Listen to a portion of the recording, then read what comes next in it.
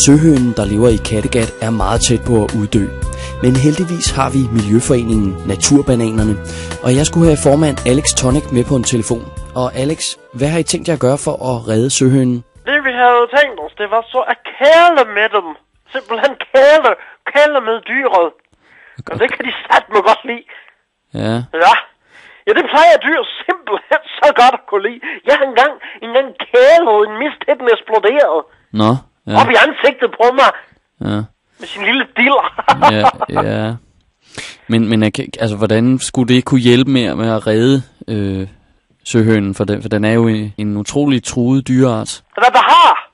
Ja, det var en truet dyreart. Ja. Men hvad skulle det hjælpe at kæle med den? Ja, men så er det jo det, at de her sådan søhøner, de kan simpelthen overleve, hvis man kæler med dem. Kæle nede på undersiden af buen. Ja. Ja. Og det får dem til at overleve, eller?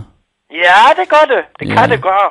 Men man kan sige, at søhønen er jo truet, fordi at... Hvad har? Ja, søhønen er truet, fordi at der bliver hældt kemikalier ud i vandet. Ja, det er rigtigt nok. Så hvordan skulle det hjælpe at kæle for den? Så bliver den så glad. Jeg har kælet med en hund engang. Den blev simpelthen så glad, at den eksploderede op i hovedet på mig.